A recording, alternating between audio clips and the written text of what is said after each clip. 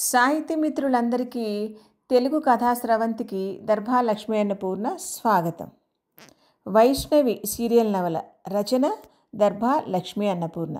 మరి తదుపరి భాగంలో కథ ఏం జరుగుతుందో వెళ్ళి చూసేద్దామా? రారా భాగ్యం, కాంతమ్మ గారు ఆనందంగా ఆహ్వానించింది భాగ్యవతిని. భాగ్యవతి లోపలికి వస్తూ అంది, ఎప్పుడూ లేనిది మీ ఇంట్లోంచి గలగల మాటలు, ఆ మాటల్లో ఆనందం వినిపిస్తుంటేను ఆ ఆనందంలో నేను పాలు పంచుకుందామని వచ్చాను అంది. నిజమే, వైష్ణవి పుణ్యమా అని ఇక్కడ ఆనందమే వెల్లివిరుస్తోంది. పక్కనే ఉన్న వైష్ణవి తల నిమురుతూ అంది కాంతమ్మ గారు. అత్తయ్య, నీకు నిజంగా అలా అనిపిస్తే ఆ పుణ్యంలో చాలా భాగం మా అమ్మదే. అమ్మ పుస్తకం రూపంలో నా పక్కన అనుక్షణం ఉన్నట్టుగా ఉంటూ నన్ను విలక్షణంగా నలుగురికి ఉపయోగపడేలా ప్రోత్సహిస్తున్నది మా అమ్మే. ఇలా చెయ్యి అని ఒక మాట చెప్పి నాలో ఎన్నో రకాల ఆలోచనల్ని రేకెత్తిస్తుంది అమ్మ. అమ్మ చెప్పింది నిజం. నేను మీ అందరి గురించి ఆలోచిస్తుంటే మీరు నా గురించి ఆలోచిస్తున్నారు. ఈ జీవితంలో నేను ఒంటరిదాన్నన్న భావం నాకు కలలో కూడా కలగటం లేదు. నా జీవితాన్ని ఇంత సుసంపన్నం చేయటానికి అనుక్షణం తప్పించిన అమ్మ రుణం నేనెలా తీర్చుకోగలను? చాలా రోజుల తర్వాత వైష్ణవి కళ్ళల్లో నీళ్లు నిలిచాయి తల్లి జ్ఞాపకంతో. మా అందరి హృదయాల్లో వెల్లివిరుస్తున్న ఈ ఆనందంతోనే మీ అమ్మ రుణం తీరిపోతుందమ్మా, కాంతమ్మ గారు అంది. అప్పుడు అంది భాగ్యవతి, నిజం చెప్పాలంటే ఎప్పుడూ లేనిది నన్ను ఇక్కడికి రప్పించింది వైష్ణవే.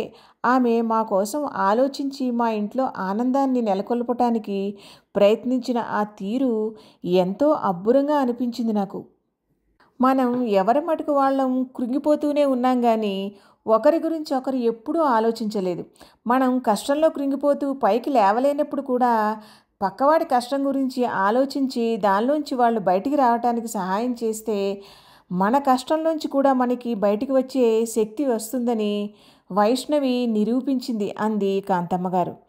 భాగ్యవతి అత్తయ్య తనని పొగడటంలో తలమునకలైపోతున్నారని గ్రహించిన వైష్ణవి అందరి దృష్టిని ఇందాక ఉష పాడిన పాట వైపు మరల్చింది. నిజానికి ఉష గొంతు చాలా బాగుంది. అప్పుడు అంది భాగ్యవతి, అవును, ఉష కళ్యాణం పాట పాడుతోంది. ఏమిటా సందర్భం అంటూ. వరలక్ష్మి నిన్న ఈరోజు తాము నాటకం వేసుకున్న సంగతి చెప్పింది. ఆ నాటకం తమలో ఏ విధంగా ఉత్సాహాన్ని పుట్టించిందో కాంతమ్మ గారు కూడా చెప్పింది.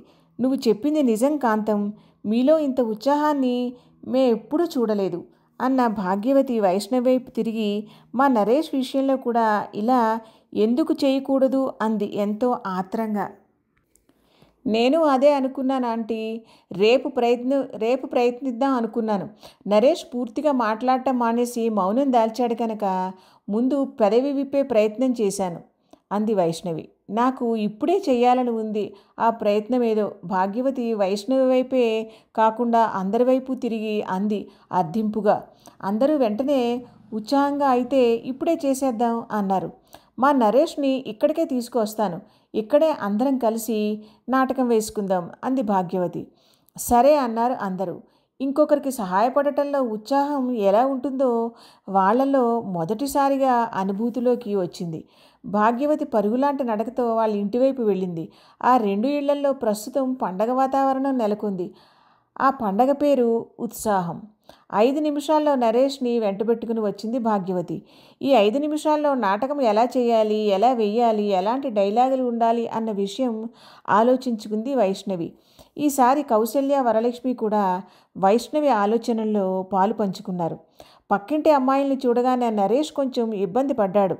రోజు ఇంట్లో జరిగే గొడవ వీళ్ళకి తెలియందేం కాదు అనిపించినా ఇలా ముఖాముఖి ఎదురుపడి చాలా కాలం కావటంతో కొంచెం ఇబ్బంది పడ్డాడు.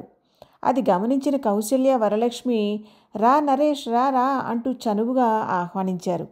అతనిలోని సంకోచభావాన్ని పోగొట్టాలని కాంతమ్మగారు అంది, మేము ఇప్పుడే మా నాటకం ముగించాం, కౌసల్య పెళ్లి నాటకం అంది. ఇక్కడికి తీసుకువచ్చే ముందు భాగ్యవతి కొడుక్కి సూచనప్రాయంగా నాటకం గురించి చెప్పింది. వైష్ణవి నరేష్ పక్కన కూర్చుని చెప్పింది. మనలోని నెగిటివ్ భావాలు, నిరాశ, నిస్పృహలు మనల్ని డామినేట్ చేస్తున్నప్పుడు మనల్ని మనం ఆశావాద దృక్పథంలోకి పంపించుకుని ఆనందించటానికి ఈ నాటకం ఉపయోగపడుతుంది. నాటకం వేసిన కాసేపైనా మనం ఆనందంగా జీవించగలుగుతాం. ఆ కాసేపటి ఆనందం మనలోని ఆలోచనా శక్తిని మెరుగుపరుస్తుంది. నెమ్మదిగా మనని డామినేట్ చేస్తున్న నెగిటివ్ ఆలోచనల బలం తగ్గుతుంది. బాధ కలిగినప్పుడు బాధపడాలి, అది కొంతవరకే. ఆ బాధపడటం అనేది మనలోని స్ట్రెస్ని తగ్గిస్తుంది. ఇవన్నీ ఎవరో చెబితేనే తెలుసుకోవాల్సిన పరిస్థితి కాదు. నీలోని ప్రతి ఆలోచనని, ప్రతి అనుభూతిని కాస్త పరిశీలనగా చూడగలిగితే ఎన్నో విషయాలు అర్థం అవుతాయి. వైష్ణవి అలా చెప్పటాన్ని వింటున్న కాంతమ్మ గారు, భాగ్యవతి ఆమెలోని ఆ తాదాత్మ్యతకి అచ్చెరు పొందారు.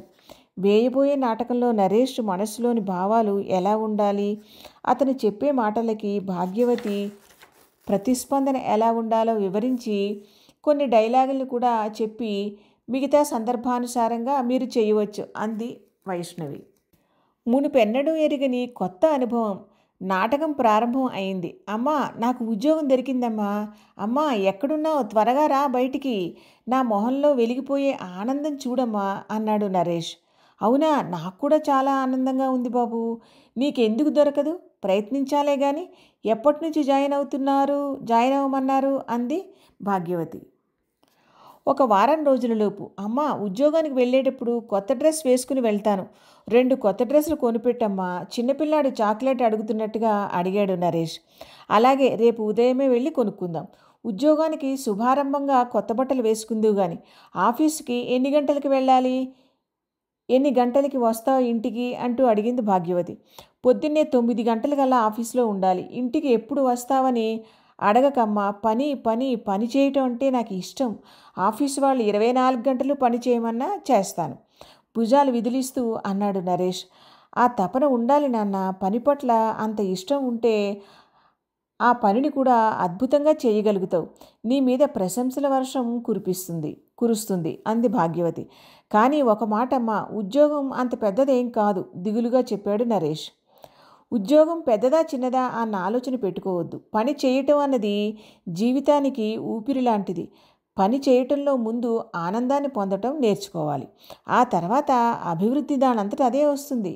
అవును బాబు, ఈ ఉద్యోగం ఉందని నీకెలా తెలిసింది? ఎప్పుడు అప్లై చేశావు అడిగింది భాగ్యవతి. పేపర్లో చూశానమ్మా. చూడగానే ట్రై చేసి చూద్దాం అనిపించింది. ఇంటర్వ్యూలో ఎలాంటి కష్టమైన ప్రశ్నలు వేస్తారోనని భయపడ్డాను కానీ ఇంటర్వ్యూ బాగా చేశానమ్మా. అంత బాగా చేస్తానని నేను అస్సలు అనుకోలేదమ్మా అన్నాడు నరేష్ ఉత్సాహంగా. ఇంటర్వ్యూలో వాళ్ళు అడిగిన ప్రశ్నలన్నిటికీ నీకు జవాబు తెలుసు కనుక నీకు ఈజీ అనిపించింది అంది ఆవిడ. అవునమ్మా, నాకిప్పుడు చాలా ఆనందంగా ఉందమ్మా అన్నాడు నరేష్. వైష్ణవి ఆనందంగా చప్పట్లు కొట్టింది. నరేష్ పెదవుల మీద చిరునవ్వు కదిలింది. పాజిటివ్ ఆలోచనలో కొంతసేపు జీవించిన వెలుగు అతని కళ్ళల్లో కనిపిస్తోంది. ఈరోజు నిజంగా తొందరలోనే వస్తుంది కాంతమ్మ గారు నరేష్ భుజం తడుతూ అంది. ఆ క్షణంలోనే ఉద్యోగాల కోసం పేపర్ చూడాలి అన్న ఆలోచనకి అతనిలో అంకురార్పణ జరిగింది. ఈ మధ్యకాలంలో ఉద్యోగాల కోసం వచ్చే అడ్వర్టైజ్మెంట్ కాలం చూడటమే మానేశాడు. నేనెందుకు ఉపయోగపడను అన్న ఆలోచనలో స్థిరపడిపోయాడు. మళ్ళీ ప్రయత్నిస్తే ఆ ఆనందం ఎలా ఉంటుందో అతని మనసు ఒక్క క్షణం రుచి చూసింది. ఈ క్షణం వరకు తను చీకటిలో ఉన్నాడన్న భ్రమలో ఎలా మునిగిపోయి ఉన్నాడో ఈ వెలుగును చూస్తుంటే అర్థం అవుతోంది నరేష్కి. ఈ వెలుగులోని హాయిని అనుభవిస్తుంటే తనకి ఉద్యోగం లేదు, సంపాదన లేదు అన్న విషయం కన్నా భయంకరమైనది తన చుట్టూ దళసరి బట్ట కప్పుకుని ఈ ప్రపంచాన్ని తన మనసుని చీకటి చేసుకుని ఉండిపోవటం అనిపిస్తోంది. జీవితంలో ఈ ఆనందాన్ని మాత్రం ఎప్పుడూ కోల్పోకూడదు. ఈ ఆనందాన్ని తనకి ఉద్యోగం రావటంతో అస్సలు ముడిపెట్టకూడదు అనుకున్నాడు. ఇన్నాళ్ల తర్వాత ఈ ఆనందానుభవాన్ని రుచి చూస్తుంటే ఈ ఆనందానికి ఉద్యోగానికి ముడిపెట్టకూడదని అనిపిస్తోంది. ఆనందంగా ఉండటం కోసమే ఆనందంగా ఉండాలనిపిస్తోంది. నరేష్ ఆలోచిస్తున్నాడు. రేపు కూడా ఇదే నాటకం ఇంకోసారి వేసుకుందాం. ఈ ఆనందం మీ మనస్సుని ఇంకా గాఢంగా తాకాలి. మీ మనస్సు లోలోపల పొరల్లో నిక్షిప్తమై ఉన్న కలలు, కోరికలు అన్నీ బయటికి రావాలి. రేపు మళ్ళీ ఇదే నాటకం మనం వేసుకున్నప్పుడు డైలాగ్ చెప్పడంలో భావం పూర్తిగా ఇంకా ఉత్తేజంగా ఉండాలి. అది ఎంత ఉత్తేజంగా బయటికి రావాలి అంటే అది మనస్సు మూలమూలల్లో పేరుకుపోయిన చీకటిని ఉద్ధృతమైన ప్రవాహ వేగంతో వెళ్ళి ప్రక్షాళనం చేసి పారేయాలి అంది వైష్ణవి ఆనందంగా. భాగ్యవతి కూడా చాలా ఆనందంగా ఉంది. వైష్ణవి మాటకి బోలెడంత ఉత్సాహంతో అవును అంది. ఈ ఆనందమయ ప్రపంచంలోకి అడుగిడటానికి ఒక్క పైసా ఖర్చు లేదు. ఇంట్లో కృంగిపోతూ కూర్చునే బదులు ఇలా మనస్సుని ఆనందమయం చేసుకోవటానికి ప్రయత్నించటంలో తప్పు లేదు. నిన్నటికి ఇప్పటికీ నరేష్లో తనలో ఎంతో తేడా ఉంది. ఒక వ్యక్తి మానసిక స్థితి ఆ చుట్టుపక్కల వ్యక్తుల యొక్క మానసిక స్థితి మీద కూడా ఆధారపడి ఉంటుంది. తల్లి ఉత్సాహంగా కనిపిస్తే నరేష్లో ఉత్సాహం తప్పనిసరిగా పెరుగుతుంది. తనకేం కాలేదు అన్న ధైర్యం వస్తుంది. నరేష్ని తీసుకుని ఆనందం నిండిన మనస్సుతో భాగ్యవతి ఇంటికి వెళ్ళడానికి లేచింది. ఉష ఐఏఎస్ నాటకం ఎప్పుడైనా ఇంకొక రోజు వేసుకుందాం. వరలక్ష్మి చెల్లెల్ని బుజ్జగించడానికి ప్రయత్నించింది. ఏం పర్వాలేదు, నా ఐఏఎస్కి ఇంకా చాలా టైం ఉందిగా, ముందు అర్జెంటు నాటకాలు అయిపోనివ్వండి నవ్వేస్తూ అంది ఉష. తర్వాతి రోజు ఉదయం 10 గంటలప్పుడు కాంతమ్మ గారు గోవర్ధనరావు గారి ఇంటికి బయలుదేరి వెళ్ళింది. దారి పొడవునా ఆవిడికి ఒకటే ఆలోచన. ఇప్పుడు శకుంతల గారు చెప్పబోయే ఇల్లు దగ్గరలో ఉంటే బాగుండును, పని సులభం అవుతుంది. వీళ్ళ ద్వారా ఇంకొకరు విని వాళ్ళ ద్వారా ఇంకొకరు విని ఇలా తన వ్యాపారం దినదిన ప్రవర్ధమానం అయిపోతూ తన సంపాదన పెరిగితే బాగుండును. ఆ సంపాదన తన పిల్లలకి పెళ్ళిళ్ళు చేసేందుకు సరిపోయేలా ఉంటే చాలు అనుకుంటూ 1000 దేవుళ్ళకి మొక్కుకుంది కాంతమ్మ గారు. తీరా గోవర్ధనరావు గారింటికి వెళ్ళి శకుంతల ఎదురుగా కూర్చున్నప్పుడు సంభాషణ వేరే విధంగా ప్రారంభం అయింది. మీరు మా ఇంట్లో వంటకి కుదిర్చిన వైష్ణవి గురించిన వివరాలు పూసగుచ్చినట్టుగా అన్నీ చెబుతారా అని అడిగింది శకుంతల. అంత వివరంగా ఎందుకు అడుగుతున్నారు అన్న సందేహం కలిగింది కాంతమ్మ గారికి. పొరపాటున అయినింట్లో పెరిగిన ఈ బంగారు బొమ్మని మా ఇంట్లో వంట మనిషిగా ఎలా కుదిర్చావు అని చీవాట్లు పెట్టడానికి కాదు కదా అనిపించింది ఆవిడికి. వైష్ణవిని నిన్న అడిగే ఉంటారు. ఆవిడ మొహంలో ఆందోళనని కనిపెట్టిన శకుంతల తేలిగ్గా నవ్వేస్తూ అంది. ఇందులో మీరు భయపడవలసింది ఏం లేదు కాంతమ్మ గారు. అనుకున్నవి అనుకున్నట్టు జరిగితే అన్నీ శుభవార్తలే వినిపిస్తాం మీకు అంది. ఈ మాట కూడా కాంతమ్మ గారికి స్పష్టంగా అర్థం కాలేదు. అర్థం అవుతున్నట్టుగానే ఉంది కానీ మళ్ళీ ఇది సాధ్యమేనా? వైష్ణవి అందాల భరణే కావచ్చు, కానీ ఇది సాధ్యమేనా ఇంత త్వరగా అన్న సందేహం ఆ స్పష్టతని అస్పష్టత చేసేస్తోంది. ఇక కాంతమ్మ గారిని అలా సందిగ్ధ పరిస్థితిలో పెట్టడం చాలనుకున్న శకుంతల తన మనసులో మాటని సూటిగా చెప్పేసింది. వైష్ణవి నాకు బాగా నచ్చింది. నాకే ఏమిటి, మా ఇంట్లో అందరికీ నచ్చింది. అన్నీ కలిసి వస్తే వైష్ణవిని నా ఇంటి కోడలుగా చేసుకోవాలనుకుంటున్నాను. అందుకే మిమ్మల్ని తన గురించిన వివరాలు అడుగుతున్నాను. వైష్ణవి ఇంచుమించుగా అన్నీ చెప్పింది. మరీ వివరంగా తనని అడిగి తెలుసుకోలేం కదా. మా కోడలు అవ్వబోయే అమ్మాయి గురించి మరిన్ని వివరాలు తెలుసుకోవాలనే అభిలాషే తప్ప మీరు చెప్పే వివరాలను బట్టి మా నిర్ణయం ఏం మారదు అంది శకుంతల. కాంతమ్మ గారికి ఆనందాతిరేకంతో కాసేపు ఏం మాట్లాడాలో తెలియలేదు. కాంతమ్మ గారి పరిస్థితి గ్రహించినట్టుగా అంది శకుంతల. మా దగ్గర మీకన్నా ఎక్కువ ఐశ్వర్యం ఉందంతే. వైష్ణవి మా ఇంట్లోకి అడుగుపెట్టే మహాలక్ష్మిలా అనిపించింది అని ఇక తన ఆనందాతిరేకం నుంచి బయటికి వచ్చి అంది కాంతమ్మగారు.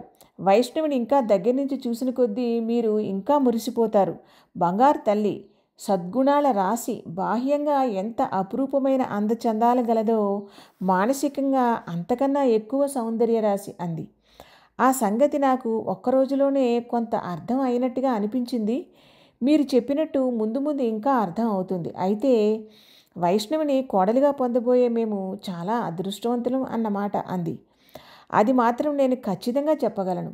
మీరు అభిప్రాయాన్ని ముందుగా మా వదినికి, అంటే వైష్ణవిని పెంచి పెద్ద చేసిన అమ్మమ్మకి తెలియజేస్తాను అని వైష్ణవి గురించిన కొన్ని వివరాలు చెప్పింది. అయితే వీలైనంత వెంటనే వైష్ణవి వాళ్ళ అమ్మమ్మగారు వచ్చే ఏర్పాటు చేయండి. ఫోన్లో కన్నా ఈ ఆనందకరమైన విషయాన్ని ఆవిడతో స్వయంగానే మాట్లాడదామని శకుంతల అంది. ఇదిగో ఇప్పుడు ఇంటికి వెళ్తూనే దారిలోనే మా వదినికి ఫోన్ చేసి చెబుతాను అంది కాంతమ్మ గారు. కాంతమ్మ గారికి అంతా ఆనందకరమైన గాభరాగా ఉంది. కాంతమ్మ గారు, ఇంకో ముఖ్యమైన విషయం, ఈ వివరాలన్నీ వైష్ణవికి అప్పుడే తెలియకూడదు. మేం చెప్పమన్నప్పుడు మాత్రమే చెప్పాలి. ఇది మాత్రం చాలా ముఖ్యమైన నిబంధన. మీరు మర్చిపోవద్దు. వైష్ణవి అమ్మమ్మ గారికి వెంటనే రావటం వీలు కాదంటే మేమే అక్కడికి వెళ్ళి మాట్లాడతాం. ఆవిడతో కూడా ఈ నిబంధన గురించి చెప్తాం. మా అబ్బాయికి చాలా సంబంధాలు వస్తున్నాయి. వైష్ణవి విషయంలో ఓ స్పష్టమైన నిర్ణయం తీసుకుంటే మేము అవతల వాళ్ళకి సమాధానం చెప్పేసే వీలు ఉంటుంది. అందుకే మేము ఇంత తొందరగా ముందుకు వస్తున్నది అంది శకుంతల. సశేషం. ఇదండి ఈ ఎపిసోడ్లో కథ. మరి తదుపరి ఏం జరుగుతుందో నెక్స్ట్ భాగంలో చూద్దాం. Please like, share and subscribe also. Thank you.